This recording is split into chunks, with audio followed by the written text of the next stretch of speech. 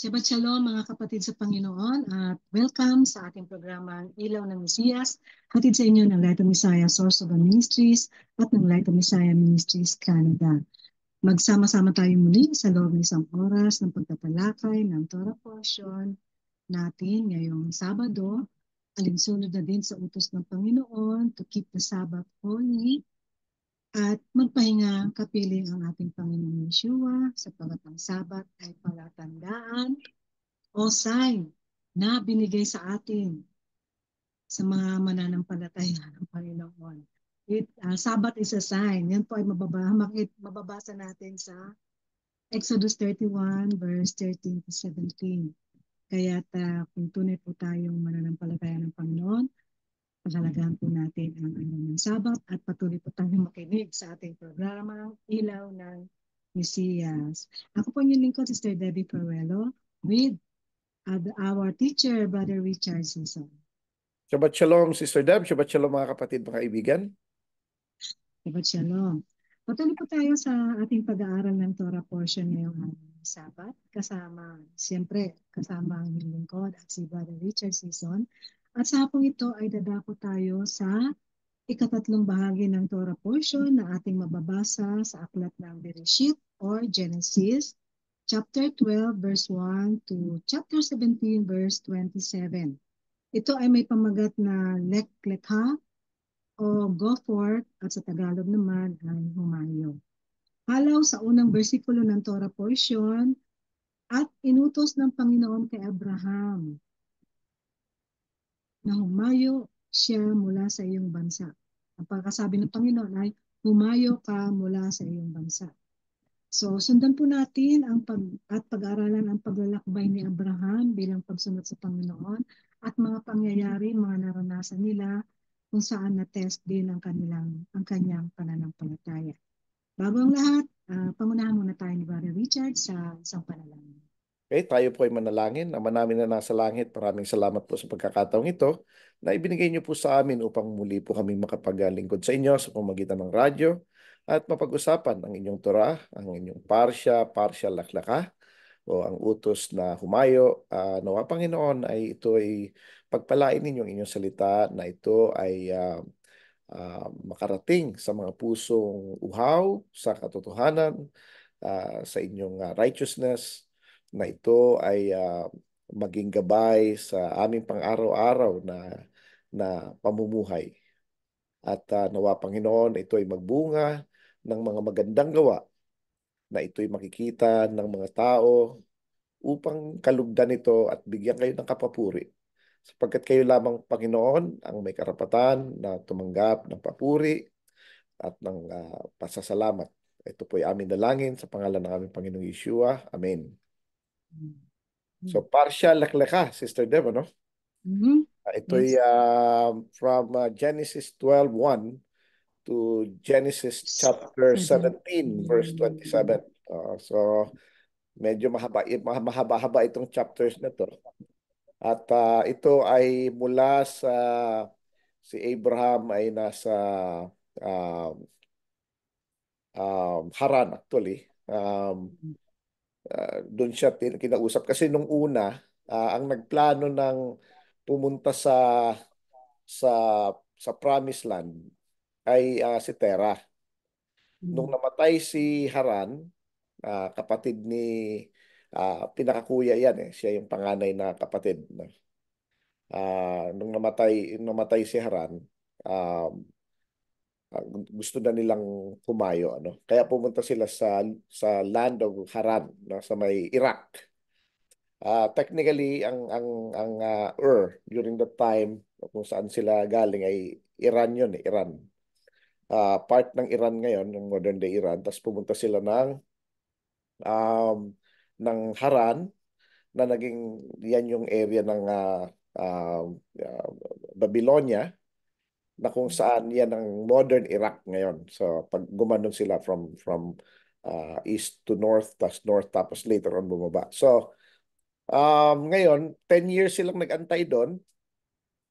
Tapos mukhang hindi naman parang wala nang planong umalis si Terah, no? Ang dating is parang parang namatay na si Terah, pero actually hindi pa siya patay noon, ano. Um, Sinabi lang kasi, again, ang Genesis is parang lahat yan puro simula, tapos biglang tinatapos rin niya kagad, and Haran and Terah died at the age of 200 and something. So, ang Mm. feeling natin, patay na siya bago umalis si Abraham. Actually, buhay pa siya noon. Pag tiningnan mo yung edad niya, nagpang-abot na abutan pa ni Terah si Jacob. Mm. Kasi may timeline eh. Minsan yung pag binabasa natin, ako rin, nung hindi ko pa siniseryoso yung mga timeline, parang ang dating namatay na siya nung umalis nung tinawag ng Panginoon si Abraham na pumunta doon sa Promised Land. Ano? Ah, pero actually buhay pa. So, maraming mga misconception dito sa idea na to, no? Ang isa ay sabi nila hindi alam ni Abraham kung saan siya pupunta. Ginaid lang siya ng Panginoon. Kasi sabi doon, sabi niya, dadaling kita doon sa lugar kung saan ituturo ko sa iyo. Walang binanggit, ano? Pero um, sa Genesis kasi, again, ang Genesis hindi siya historical book. No? Hindi siya yung kumpletong kwento. Kasi for one, ay beginnings lang ito. Kaya nga Bereshit, ito yung story of beginnings. No? Ang background niyan is actually more na nakalagay sa Book of Joshua na again it did not make it sa canon. But it does not mean na uh, hindi siya valid, no? Kasi ang Book of Joshua ay ginagamit 'yan up to about 3rd, 4th century ng Common Era. So ibig sabihin, Mm. um, noon pa yan ginagamit even by early Christians or early Messianic believers, ano, ginagamit nila yan. Maraming mga articles sa Book of Joshua na may ebidensya na ginagamit even ng mga apostles. For example, yung nakalagay sa account ni Apostle Paul na binanggit niya yung dalawang pangalan ng dalawang anak ni Balaam ay wala yon sa kahit saan. Wala yon sa Genesis, wala yon sa Exodus, wala sa Bible as we know it, no? Makikita lang natin 'yan sa Book of Joshua. So, ang ibig sabihin, nagko-quote si Apostle Paul ng mga sa tingin natin extra biblical writings. Pero during that time, ginagamit talaga nila 'yan. Gamit nila. Oo, isa pang Hindi lang sinabay. hindi lang isa pa sa mga Hindi lang ano, sinabay sa Bible. isa pa sa mga ebidensya yung binanggit ni Apostle Paul na ang rock ay sumusunod sa mga Israelites. Makikita lang Mm. natin 'yan sa Book of Joshua. Yung rock ay Mm. nagro-roll din kasama ng mga Israelites. Pero hindi binanggit yan ni Moses. Hindi niya binanggit yon. Kasi hindi rin meant yun for that. Ang Exodus was Mm. meant ng history ng Exodus nila, tsaka more on commandments. Paano. So may mga certain things, ano. Ngayon, gusto ko rin ipaliwanag ang historical account ni ah, ni Abraham kasi maraming hindi nakakaalam nito na ito ay accounted for sa Book of Joshua. Again, um, ito ay acceptable writings even ng mga Jewish people, no? Pero historical account ito. Ang Torah as we know it is a Torah means instructions. So hindi Mm. ibig sabihin wala sa Bible yan, hindi totoo. Marami ring mga nakalagay na wala sa Bible na totoo. Mathematical formulas na lang di ba? Mga chemical formula. Ganun. So anyways, um, babanggitin ko lang kung ano ang mga sinasabi regarding sa event bago ito nangyari, no? Si Abraham nung ayon sa ancient text ay nung ipapanganak siya, nung pinanganak siya actually.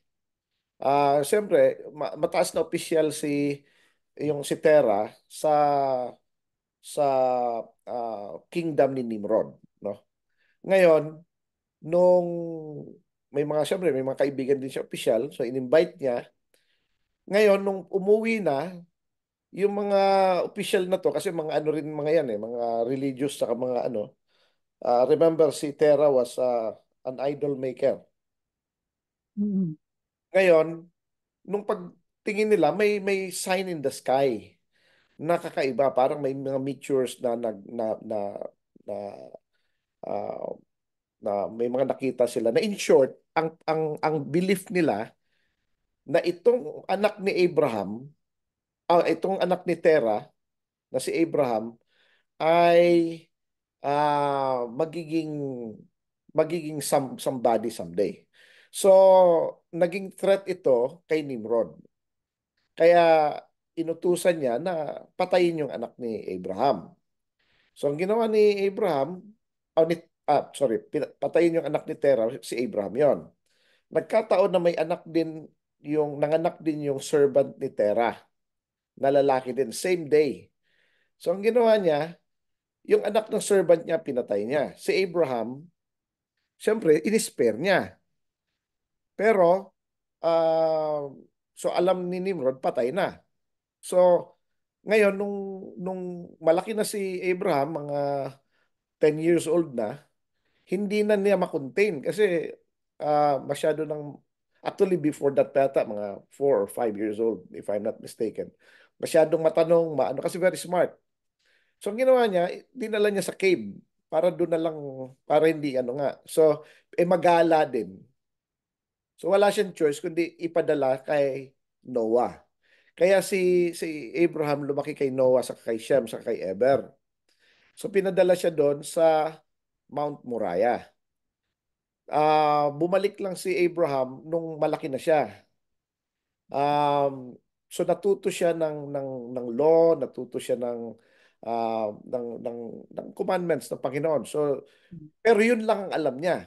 So ngayon nung bumalik siya, adult na Brad, siya. Brad, batay din doon sa nabanggit mo na mga ninuno ni Abraham na buhay pa, Oo, nagpapatunay na sila yung mga nagkwento ng mga karanasan nila mula kay first world. Abraham. Yeah, Yes, first of all, hanggang sa yeah, mga naranasan nila na na nag-transfer yung knowledge and then kay Noah na nagsimula ulit. correct. Si Noah, Kaya si Noah ang lumalabas na meron tayong, ito yung sign natin or evidence na may nagkwento na continuity totoo of yung story. kwento. Yes. Oh. Si, Continuity ng story. si Noah, na-meet niya si Seth. Hindi Mm. lang niya na-meet na tao ay si Adam saka si Eve. Yes, kasi Pero wala si na Seth, sila. yung After kapalit, na ng ano, is na-meet niya yon. sila yung Buhay pa si, post-flood sila. hindi, pre-flood pa si Pre-flood Noah pa eh. sila, Si ano. Seth, anak siya ni Adam eh. Si Noah pala, si Noah. Si Noah is anak kaapu-apuhan siya ni Seth, no? So, ang isang tao lang na hindi na-meet ni Abraham, ni Noah is si Adam and Eve, no? Anyways, Mm. so lahat ng story alam niya sa first world.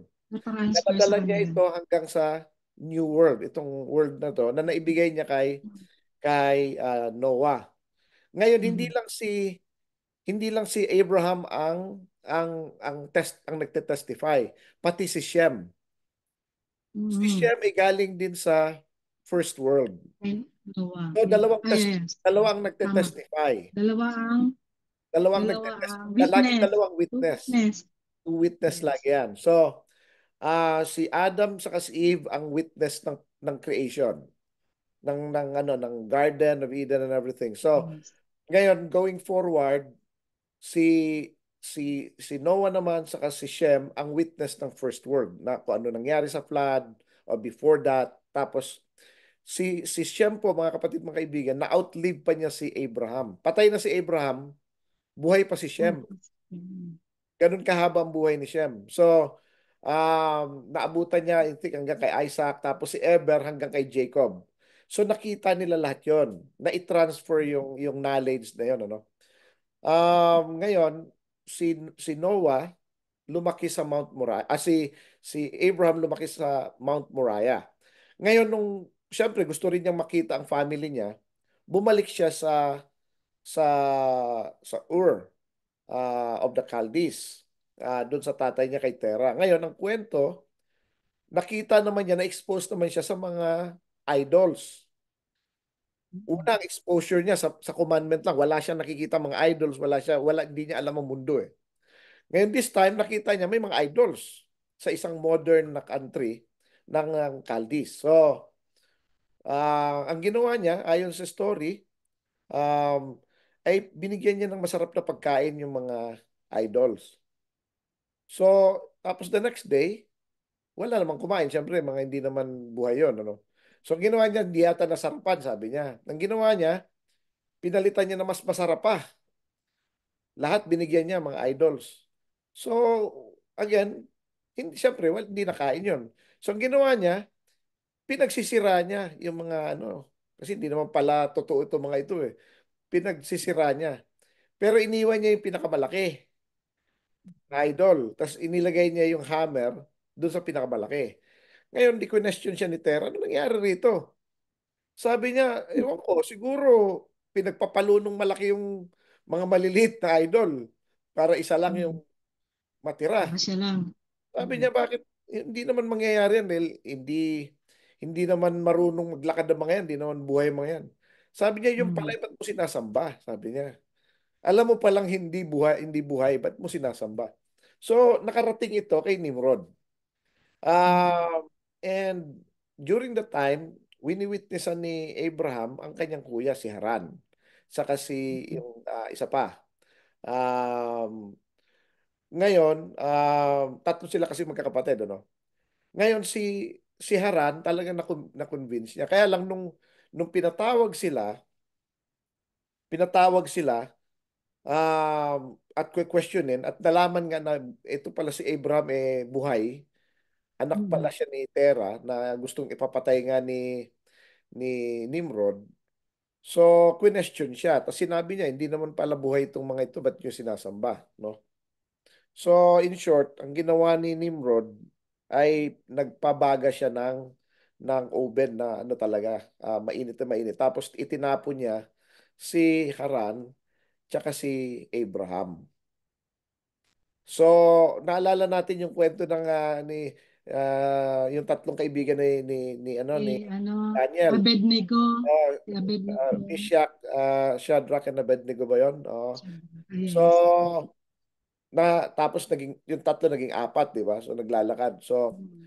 ngayon, ang nangyari, hindi silang una. Ang una niyan si Abraham, saka si Haran. Mm. Kaya lang si Naulit lang pala Haran, sa kanila. si Haran, ang last minute ng kanyang death, nag nag-backslide. Ayaw na niya. Ayaw niyang mamatay. Nagduda siya. Kaya namatay siya Mm. sa pagtapon sa Apoy. furnace. Pero si Abraham buhay. Ngayon nung nakita ni Nimrod na buhay si Abraham, natakot siya. Mm. Pinalabas niya si Abraham tapos pinaalis niya. Yun na yung actually plano nilang umalis. Kaya pinalaya sila, pina-exile sila ni Nimrod. Umalis na kayo rito dahil ayaw niya kasi nga may prophecy nga na baka i-take over ni Abraham ang kingdom ni Mm. Nimrod. Kaya Mm. pumunta sila sa Haran. Nagstay sila ng 10 years. Ito na yung kadugtong nun. Ngayon, 10 years after, hindi pa rin umaano sila Tera. So si Abraham na diniretso ng Panginoon.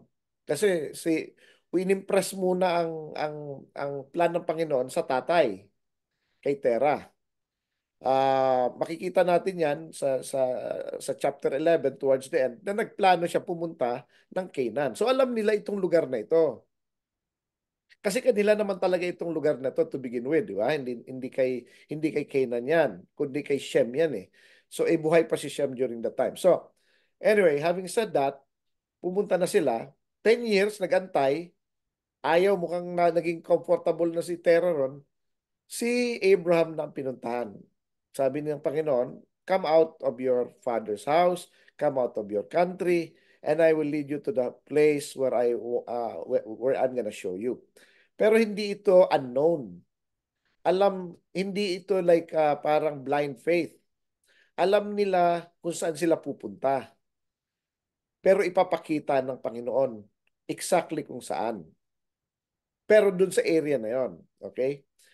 Ngayon, si Lot, dahil God-fearing din si Lot, sa anak siya ni Haran, at nakikita niya na binibless si Abraham. Di ba? Sumama siya kasi righteous din si Lot eh.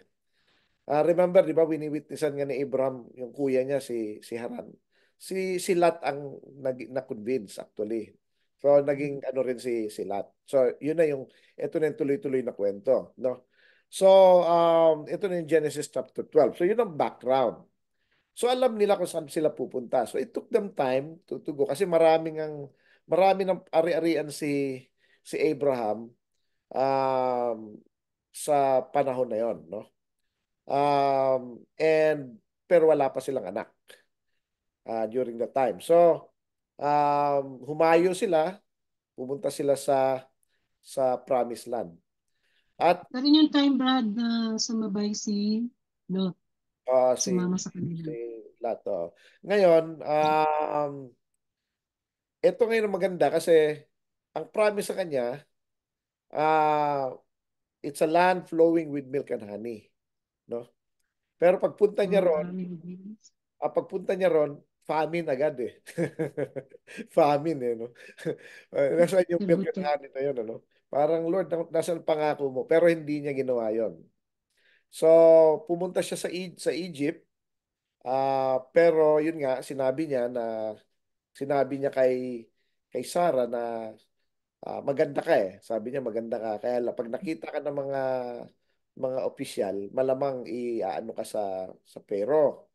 Sabi niya, Okay. for my sake, sabihin mo kapatid kita para hindi kami mapahamak. Ngayon, ito yung ginagamit ng mga tao, ng mga nag-a-analyze ng Bible na parang si Abraham sinungaling, takot, duwag, di ba?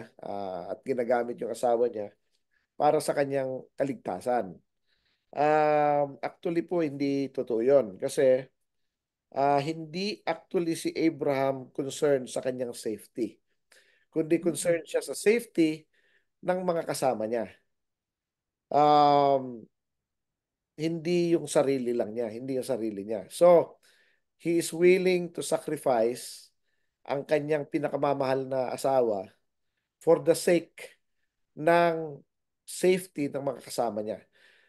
Meron po silang about 300 families, more or less, na kasama. Mga tauhan ni Abraham yon.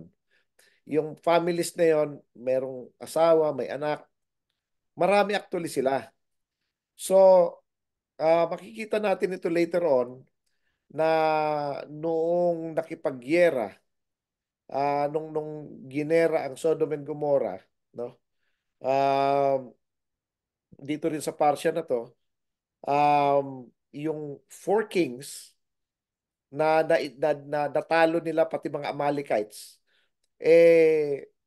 dati kasi subjugated or under lang yung Sodom and Gomorrah, pati Zoar, pati yung mga nearby countries nitong four kings na to. Nung hindi na sila nagbibigay ng tribute, lumaban na, may buto na, lumakas ng loob, yung sinalakay sila. So natalo sila yung five kings, no? Ngayon, na kinuha sila Lot. Ngayon, si Abraham at ang kanyang 318 na tauhan, sila yung sumalakay doon sa four kings na yon. Isipin mo four kingdoms laban sa 318, 319 lang na tao. Ganon katapang si Abraham. Pero wala kung siyempre, puro sila mga lalaki makikipagyera. Ngayon, nung pumunta sila ng Egypt, hindi sila makikipagyera. Kasama nila yung mga bata, mga asawa, yung mga ano nila, mga animals. So, walang choice. Pag pumalag si Abraham, papalag lahat ng mga tauhan, maraming mapapahamak. Ang most likely na mga victims ay yung mga bata sa mga babae. So, ngayon, for that sake, ang ginawa ni Abraham, Yung sarili na lang niyang, di baling mawalan siya, wag lang mamatay yung mga tao niya. Ganun po kabait si Abraham, hindi the other way around, no? So anyways, hinayaan ng Panginoon na maglakad si Abraham hanggang Egypt kasi ang pangako ng Panginoon sa kanya, lahat ng nilakaran niya mula Ur of the Chaldees hanggang Haran, which is meaning Iran, Iraq, ang everything in between, kasama Saudi Arabia dyan hanggang pababa, hanggang Egypt. Lahat ng nilakaran ni Abraham ay ibibigay sa kanya. Ngayon, si Isaac hindi na pinayagan bumalik sa Egypt, although si Jacob pinayagan for the sake ni Joseph, no? So ito yung mga bagay-bagay na gusto kong i-explain. Um, and we have to understand na si Abraham, hindi siya duwag na tao. Alam niya kung saan siya pupunta, alam niya kung kailan siya lalaban at kailan siya mag-give way. At willing siyang isacrifice ang sarili niyang kaligayahan for the sake of his people. No? Ganun si Abraham. At willing din siyang mamatay para lang mailigtas ang kanyang pamangkin, ang kanyang pamangkin at ang kanyang pamilya na ni Lot, no? Tandaan na yung may anak na dalawang babae si Lot. So imagine mo 'yon. So kaya talagang pinuntahan niya. Hindi lang si Lot kundi pati yung asawa ni Lot, yung dalawang anak niyang babae na dalaga. 'Yun ang iniligtas ni Abraham kasama ng kanyang 318 na tao. Kaya si Abraham ang unang the 300, hindi yung Sparta, no? Actually, may pumangalawa pa dyan, yung kay Gideon, 300 din yon. So, dalawa na ang the 300 ng Bible, ang Sparta later pa. So, anyways. Um, Dito, no, makikita natin na bagamat may pangako ang Panginoon kay Abraham na magiging land flowing with milk and honey yung pupuntahan, pagdating niya ron, famine. No? So, hindi siya nagrereklamo sa Panginoon. Isa ito sa mga karakteristik na nakita ko kung bakit minahal ng Panginoon ang mga patriarchs. Hindi sila nagrereklamo, hindi sila selfish, um, laging kapakanan ng iba ang iniisip nila. No? Hindi sila mareklamo, hindi sila yung feeling entitled, like alam mo, Sister Deb, maraming ganun sa ministry na ganun. Yung entitled siya, nagsiserve ako, dapat ganito, no? Ganitong, ano ako. Hindi, walang entitlement, ano? Wala sila, parang feeling nila, hindi nila deserve ang anything. Kahit sinabi na mismo ng Panginoon, hindi niya yung inaano sa Panginoon, Panginoon, prenamis mo ito, I claim it. Parang gano'n, di ba? I-claim mo by faith. Talaga, kailangan i-ano mo sa Panginoon. Samantalang itong mga patriarchs, pinangako na hindi niya binabalik sa Panginoon. Panginoon, di ba sabi mo ito ilang beses pa? Actually dito, sa parsya na to, 3 beses kinausap ng Panginoon si Abraham. At least, na kinonfirm yung mga covenants sa Genesis chapter 12, yung simula, Genesis chapter 15, tsaka Genesis chapter 17. 3. Sipin mo yan. Tapos pagdating parang wala lang, di ba? Isa pa sa mga sinabi sa kanya, imumultiply kita like the stars in heaven. Wala naman, ni isang anak nga, wala eh. Di ba? So, although later on, um, nag-take action siya, pero based na rin sa opinion ni Sarah, no? Ito pang isa, no? Makikita natin dito na parang si Abraham ay parang sunod-sunuran kay Sarah. Hindi po siya under desire. Si Abraham ay talagang mabait na tao lang talaga. Kung ano yung best para sa iba, sa asawa niya, sa ibang tao. I find Abraham na napakabait, very kind, napaka napakabait na tao, no? Tapos Brad, I think it is the first time na napahayag na ang isang asawa ay pwede rin makinig sa asawang babae. Yeah, no. Oo. Kasi ano yan eh. Oo. Ah, iwi-weigh mo rin. Kasi katulad ni Adam, nakinig Okay. siya sa asawa niya Yes. babae Ah, kay yes. Oh. ayun, napahamak tuloy. Ganito, ganito mga kapatid, mga kaibigan, simple lang yan eh. Kapag ka ang sinasabi, kahit sino, mapa-asawa, Mm. mapa-anak, mapa-kamag-anak, kahit sinong tao, i-weigh natin ito kung ito ba ay against the Torah or Mm. ito ba ay in the Torah. Pag hindi, huwag natin susundin. No? Ah, katulad ni Adam, nakinig siya kay Eve, against the commandment of the Lord. Against the commandment, yes. Oo. Pero yung ano ni Sarah, Yung kay Sarah rin actually, hindi rin in line ng commandment ng Panginoon kasi sinabi na nga niya na through Sarah ang ano eh, ang pangalan nito, ang ang lineage. linya, Pero ang we have linya. to understand kung ano situation dito. Hindi po ito yung tipong Abraham, meron akong servant dito, puntahan mo sa kwarto niya. Makipagtali ka ron. Hindi po ganun yon. Tapos, it's a one-time thing. Ito po ang Mm. gusto kong banggitin, ano? Para Minsan lang nila ginawa. maanakan. At ito pa, Sister Deb, ayon sa mga sages, nang sila'y nagtatalik, kasama si Sarah.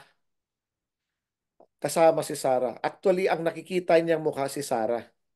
So, yun ang Mm. sinasabi ng mga sages. Hindi yung tipong, alam mo yung estilo na talagang At saka yung alam passionate. din nila Ganun, no? yung timing na pwedeng mabuntis agad yung babae. Yeah, saka hindi passionate. More on ano lang ito. Talagang walang To personalan. O produce lang talagang for ng ano lang. Oo. So, ito yung mga situation na yun, ano? Kaya gusto kong mai-explain maigi yan para maintindihan, no? Um, pero again, hindi hindi ito yung kasi minsan in as much as we have to do certain things, kailangan nating gawin yung kailangan nating gawin.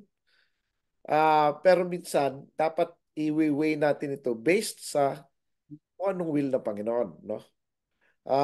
Dapat laging in line with the Torah, no? In line sa mga commandments. Kapag hindi siya in line, medyo mag-isip tayo maigi, no? Ngayon, another thing dito na gusto kong banggitin ay yung isang event na kung saan nung nanalo si Abraham, at na sa ganito po isang ano mga war. kapatid, mga kaibigan, ano, for one, si Abraham lumaki sa area na yon. Ito Mm. gusto kong banggitin, alam niya yung mga caves, alam niya kung saan aatake, alam niya kung saan magtatago. Yung mga nakapunta na sa Israel, or kung hindi pa, pero kung yung mga nakapunta ng Israel, makikita nila na ang area na yun may mga caves, kaya nga doon nakita yung ano eh, yung mga Qumranic writings eh, no? So, Mm. ang ginagawa nila, tatago sila sa cave, tapos yung mga tao, aatake sila sa gabi. So, hindi nila alam kung saan nanggagaling yung mga ano, tapos aakyat, mawawala. Tapos babalik na naman. Hit and run yun hanggang naubos. Tapos dahil sa madilim ang gabi, pag may bakbakan, ang nag-aaway na pala yung magkakampi. Kasi hindi mo na alam kung sino tumitira sa iyo. Kaya sila na nagpapatayan. Ah, Mm. so yun ang nangyari na rin yan panahon nila Gideon, ano? Yung Ah, sitwasyon. in the same area rin, like within the same perimeter.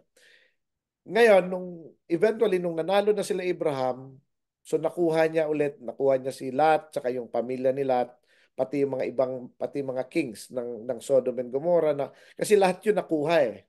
Yung mga royalties, mga ano nakuha, pati mga ari-arian nila. So, nung pabalik nila, yung mga hari ng Sodom and Gomorrah, gusto nilang bigyan si Abraham ng pera. Ibigay yung mga nakuha, ibibigay nila kay Abraham. Sabi ni Abraham, hindi, ayoko niyan.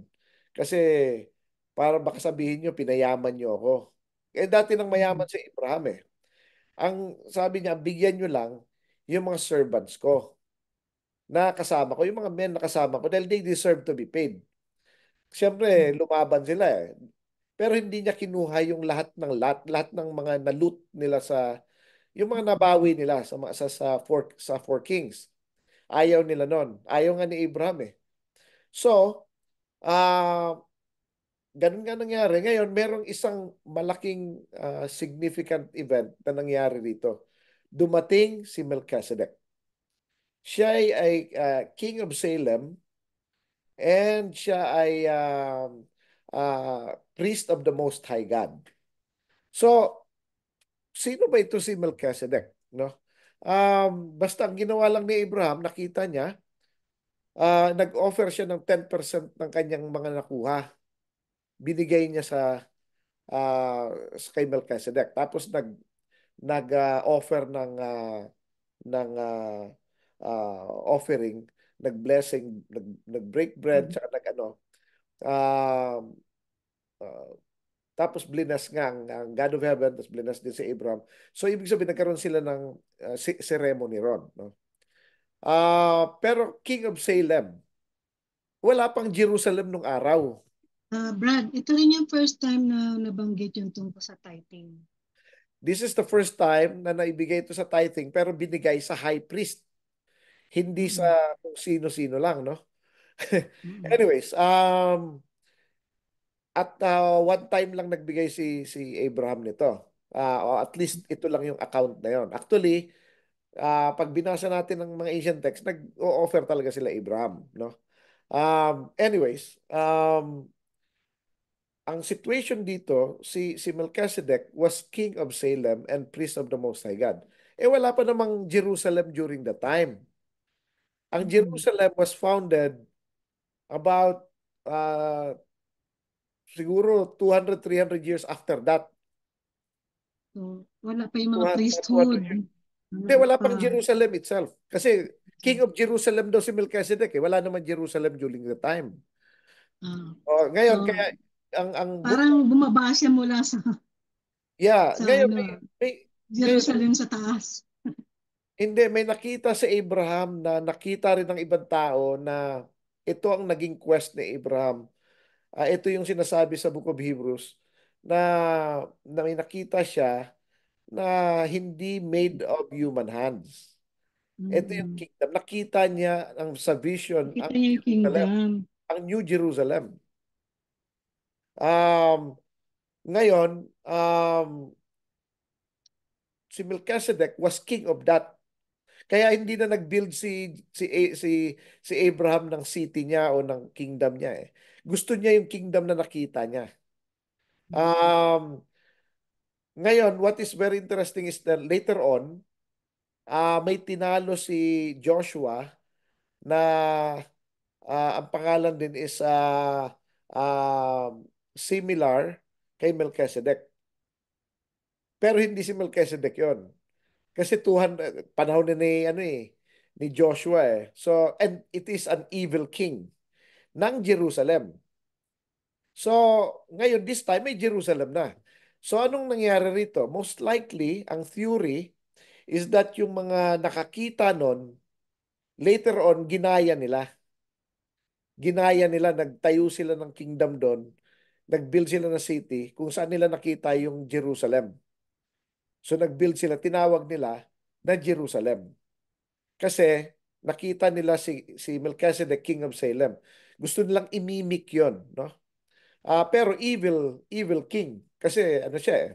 Um, pero si Melchizedek, ang pangalan niya is, ito'y ina-identify sa Book of Hebrews chapter 3 na kung saan siya ay uh, king of chapter 3, chapter 4, I think. King of Righteousness ang pangalan niya. No? Ang Melchizedek is from Melech and Tzadok. Melech is king, Tzadok is righteousness or king of righteousness. Tapos king of Salem. Ngayon sabi dito sa Book of Hebrews, he is also the priest of the Most High God. Just like the Son of God, he does not have a beginning or end. He does not have a mother or father or children. And he is a high priest of God forever. So, ang pinopoint out dito ng Book of Hebrews, si Melchizedek sa si Yeshua is one and the same. No? Kasi si Yeshua, is King of Salem, King of Peace. Nabanggit yan sa Isaiah, no? Tapos siya rin ay King of Righteousness. Siya rin ang King of that city of Jerusalem. Siya rin wala siyang priest of the Most High God. So ito yung mga certain things na we need to understand. So ito yung nakita ni Abraham na city na he wants to be in there. Kaya sabi niya, ayaw niya ng city made by human hands, but rather yung city made um, by God Himself. Kaya sabi ni Yeshua sa Book of John, sabi niya, nakita ni Abraham, Abraham saw my days and he was glad. So ang nakita ni Abraham yung reign ni Yeshua. Kaya natuwa siya. Ang interpretation ng iba, ang nakita daw yung nung na-crucify si Yeshua. Matutuwa ka ba pag nakita mo naka-crucify si Yeshua? Di ba? Saan ka naman nakakita ng gano'n? So, mali po yung understanding ng iba. No? Hindi ni Abraham nakita yung crucifixion. Ang nakita niya, yung kingly appearance ni Melchizedek na the same as Yeshua. Pareho sila high priest of the Most High. Pareho sila walang beginning and end. Pareho sila high priest forever. No? Um, kaya I would say na si Melchizedek and Yeshua are one and the same. No? Mhm. Ngayon, dito no makikita natin, ang isang gusto kong i-point out, Sister Deb, of all Mhm. the things na matutunan natin, ay si Yeshua, sabi niya, nung nakikipagtalo siya sa mga Pharisees, sinasabi niya na, ano nga, sabi niya, kiniklaim kasi nila na sila ay anak ni Abraham. No? Sabi ni Yeshua, if you are the son of Abraham, you will do the deeds of Abraham. No? Ngayon, Mhm. sa Book of Genesis, makikita natin nung namatay si Abraham at kinausap ng Panginoon si Isaac, sinabi ng Panginoon kung bakit siya nakipag-make ng covenant kay Abraham. Kasi sabi niya, si Abraham daw ay nakikinig sa kanyang utos. Uh, he listens to my voice, and to my charge, to my uh, commandments, to my laws. No? So, nakikinig si Abraham. Ginagawa niya yun. So, yun ang binanggit na isa sa um, sa Genesis. Pero may binanggit pa dito sa parsha na ito. May binanggit. Actually, yung kasunod. Yung kasunod na parsha, sorry. Which we will discuss that. Pero binanggit niya rito na si Abraham, sabi ng Panginoon, I will not keep anything from Abraham because I know that he will teach his children to keep the commandments. So sabi niya, dahil alam ko na si Abraham ituturo niya ang mga kautusan ng Panginoon sa kanyang mga anak at mga kaanak-anakan. No? So anong ibig sabihin dito? Kung tayo pala ay ituturo natin ang mga commandments sa ating mga anak, ituturo rin ng Panginoon sa atin kung anong mangyayari later. Kung ano ang magiging ah, magiging prophecy mangyayari. Dito no mga kapatid, mga kaibigan, minsan tayo ay parang fascinated sa may mga lumalabas na video na either Messianic or Christian or whatever. Nagsasabi, ito end of the world now. Ito by next Passover ay magkakaroon ng 3 days na Oo, may na, mga nabasa na, din ako ganyan. na darkness. And mga kapatid, mga kaibigan, kung Mm. ituturo natin ang commandment sa mga anak natin, hindi sa ibang tao ipapakita ang mangyayari sa atin. Mm. Sa atin yon. Hindi ililid ako ng Panginoon sa YouTube para makapanood ng isang tao na hindi natin kilala para Mm. magsabi sa atin kung anong gagawin, anong mangyayari. Hindi, that's not how it works. Mm. Um, ang Panginoon will talk to His servants, the prophet. No? Ngayon, nung pinakinggan ko nga ito, Sister Deb, no, itong nagsasabi na kasi pinopost ng Mm. kapatiran din natin. So tiningnan Tapos ko, ang unang sinishare pa. nakita, ang unang nakita ko, Sister Deb, nagbigay siya ng time kung kailan siya kinausap ng Panginoon at hindi appointed time.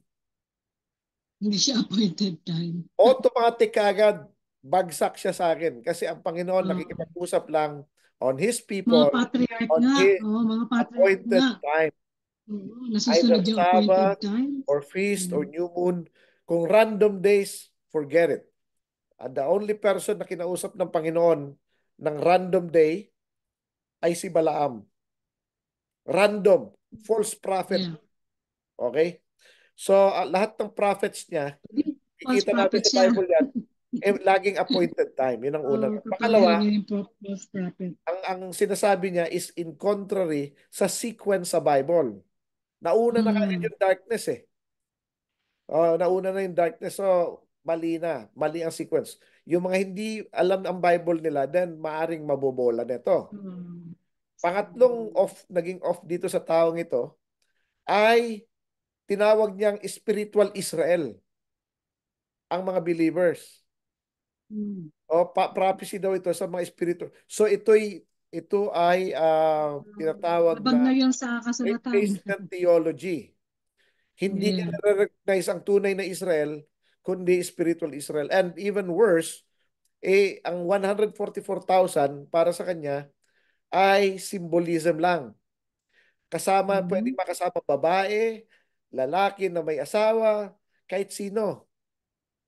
Hindi po, mali po lahat yun. Hindi po totoo yun. So, kaya kung alam po natin ang scripture, huwag po tayong nagpapaniwala. We have to test. Ito pa, isa sa mga sinabi niya, huwag niyo akong tatanungin. Sabi niya, bring it to the Lord. Sabi niya, huwag niyo akong tatanungin. Yeah, basta Ang mga prophets tinatanong. Kailangan ituturo patunayan mo sa sarili iba. mo. Every spirit, we have to test every Mag- spirit. So, Magsasalita tapos ituturo sa iba. ngayon, mga kapatid, mga kaibigan, sorry to disappoint. Kapag kayo nakikita ng ito at pinopropagate ninyo, nagpo-propagate po kayo ng false teachings Mhm. and hearsay and false prophecy and hindi po nakakalugod sa Panginoon yan. No? Mhm. Iwasan po natin ang mag-propagate ng false prophecy kasi wag niyong sasabihin na pag-aralan nyo rin. Hindi ako liable dyan. The moment na pinopagate mo yan, dapat Sama ka na. you have to stand by it. Mhm. Pag hindi yung sasabihin ko ito sa iyo pero nasa sa inyo kung maniniwala kayo pero ipag-pray nyo. No. Dapat pag sinabi mo, pag lumabas sa bibig mo yan, yan ang totoo and you have to stand by it. If you can't, then keep your mouth shut. Huwag niyong i-click Mhm. yung share button. Hindi po Mhm. nakakalugod sa Panginoon kasi nakakatulong kayo sa ano ng false teaching sa mga false prophecy. Mhm. Ngayon eh, for sure 100% ako by the time ng Passover walang ganon. At itong taon to maglalaho na lang na parang iba, tapos sasabihin na lang niya, may excuse na naman siya na ito, whatever. So, Nasa ano siya, Brad? Nasa prophecy, mga false prophet. kaya nga eh. Pag may nangyari, false prophet. Yun nga eh. Kapag ang isang tao ay Pahayag. salita yung naging presumptuous na nakipag-usap sa kanyang Panginoon, maski hindi, Mhm. death Mhm. penalty yan, Sister Deb. O, pagsisinungaling. Hindi lang, yun ang sinabi ng Panginoon, yung false prophet will die. Yeah. They have to die. So, nakakatakot po 'yan. We Mhm. should not play around ng mga false mga prophecy na ito sa ganitong time, sa ganitong Mhm. ganito. So, wag po tayo niyan, no? Anyway, si Abraham, ha? Going back kay Kahit Abraham. nga kay Yeshua, hindi rin binigay yung actual time na Time kung din. kailan Pero ang mangyayari binigay yun. niya is the sign of the times. May mga signs tayo. Oo. Ngayon, very clear yan. Sinabi ko na ito before, and I would stand by my word. Kasi kinuha, ito rin, galing din sa salita ng Panginoon. The Mm. temple has to be built first. Dapat matayo ang temple. Sinabi rin ng Panginoon Yeshua yan eh. When you see the abomination that causes desolation standing in the holy place. So, ibig Mm. sabihin, nakatayo na yung temple. Tapos wala pa yung ano, ah, yung tatayo doon. Yung abomination that causes desolation, ang ibig sabihin nito, yung tao, yung abomination, yung kasuklam-suklam na it pertains to an entity, no? Mm. Siya magkukos ng kasiraan, ng desolation, no? Ng pagkawasak. Yun ang ano yun, ibig sabihin. Nakatayo daw siya. Ibig sabihin, nakatayo ay tao nga siya or Mm. entity siya, no? So, dapat matayo Brad, muna temple mm. bago mangyari lahat yan. may, may nabanggit din Brad sa Torah portion natin ngayon, yung covenant niya kay Abraham. Yes, tatlong covenant yan. Yung Genesis 12, Genesis 15, saka 17. Interconnected yon. Iisang covenant lang yun actually. It's called Abrahamic Covenant. No?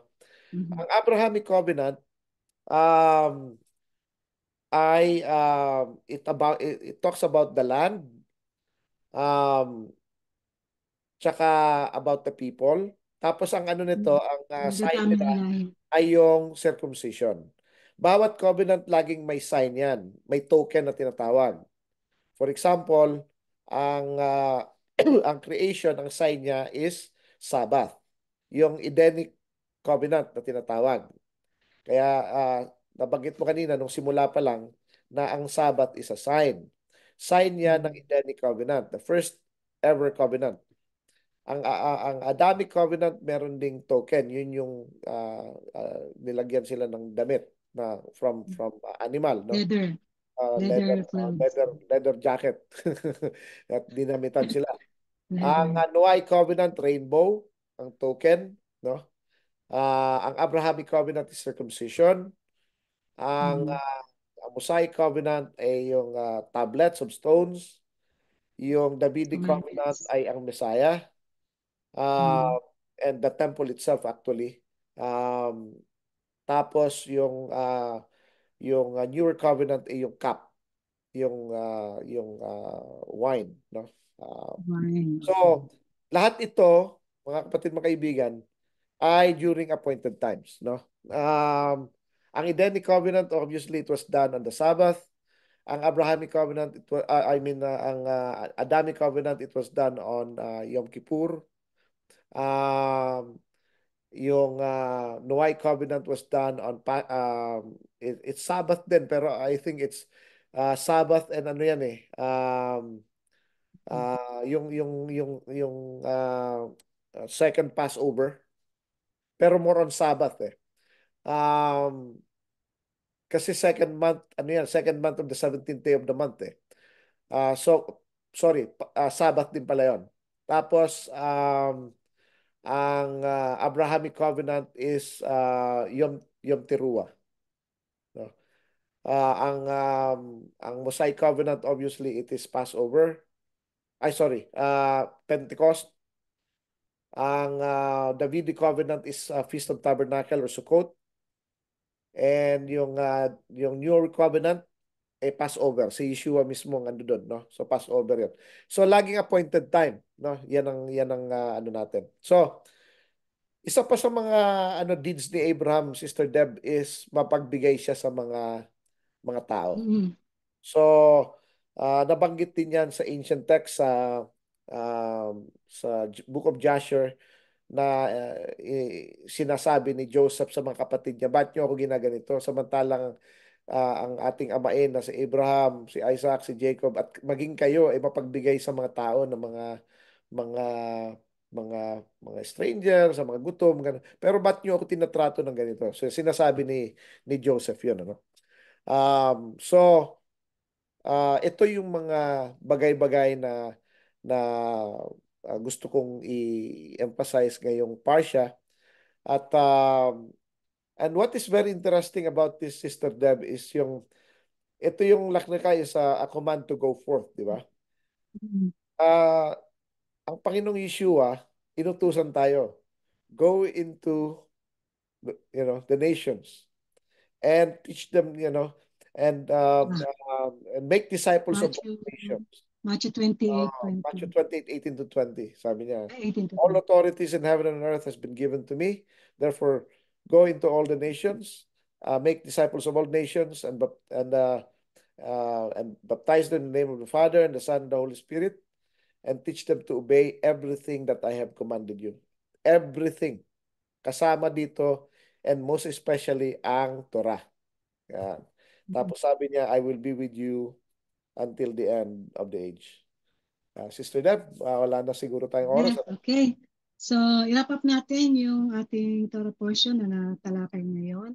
At gaya ng nabanggit kanina ni Brother Richard na sabi, do the deeds of Abraham. So Yeah. ano bang karakter ni Abraham? Ano yung pinakita niya sa atin dito sa Torah portions? Nakita natin yung kanyang karakter. Sinunod ni Abraham ang utos ng Panginoon na siya ay umalis sa kanyang kinalalagyan at humayo puntahan ang lugar na kung saan siya pinapupunta. At siya ay sakripisya ang kanyang buhay. Sinakripisyo niya ang kanyang asawa, even ang kanyang sarili upang hindi mapahamak ang kanyang mga tao. At ganun din yung pagiging matulungin, ang pagligtas niya kay Lot at maalalahanin. Kita natin din yung sana makita mo lang sa atin yung mga ano na to, yung mga uh, karakteristik nito. At mapapansin din natin na ito rin ay nababanggit sa Galatians chapter 5, the fruit of the Spirit, yung mahinahon, patient. For the fruit of the Spirit is love, joy, patience, and others. Okay. And Kindness, also, goodness, and self-control. yes, yeah, self-control. Kita natin yung sa kanya lahat. So, kita natin filled with the Holy Spirit si Abraham. Most of all ay ang kanyang pagiging masunurin at pagtitiwala sa lahat ng instructions ng Panginoon, at nakita din natin na doon pa lang ay meron ng commandments na sinusunod sila Abraham na ano na nila yon. Kumbaga, culture na nila yung ipamuhay ang Torah ng Panginoon. Okay po, so balik po tayo kay Brother Richard para sa closing prayer. At bago tayo mag-closing prayer, really quickly, isa sa mga Yeah. utos ng Panginoon dito, nung sinabi niya bago niya binigay yung kanyang covenant, walk in my commandments and be perfect, sabi niya. Na ito rin inutos ni Yeshua na be perfect as your heavenly Father is perfect. So just to give you Yes. that thing. Okay? At tayo po ay manalangin. Ama namin na nasa langit, maraming salamat po sa pagkakataon ito na binigay niyo sa amin upang muli po kami makapag-usap patungkol po sa inyong parsya. Nawa, Panginoon, na ipagpalain ninyo itong salita. Inyong salita na ito ay manatili sa mga pusong nakapakinig at makakapakinig ng inyong mensahe na ito ay magbigay daan sa pagkakita ng inyong katotohanan. Nawa, Panginoon, ay pagpalain ninyo po ang radio station, pati ang ministry, na ito po Yes. ay kami po ay maging instrument ng inyong glory. Nawa ay um, uh, maging blessing kami sa maraming tao. Binabalik po namin sa inyo lahat ng papuri at pasasalamat sa pangalan ng aming Panginoong Yeshua. Amen. Amen. Okay, so ang kapahayagan ngayon ay ipopost po natin sa ating Facebook page, Light of Messiah Sorsogon Ministries. At welcome po kayo na mag-comment, mag-message, at follow niyo po kami upang makilala din namin kayo, ating mga listeners, and also yung mga followers natin sa Facebook page. Patuloy natin i-enjoy ang araw ng kapahingahan kasama ang Lord of the Sabbath, Yeshua Messiah. Tandaan po natin, ang taong sumusunod ang siyang tunay na nagmamahal sa ating Panginoon. Ako ang inyong lingkod, Sister Debbie Ferwello with Brother Richard Season, na nagpapaalam at patuloy pa rin bumabati ng Shabbat Shabbat shalom. Shalom.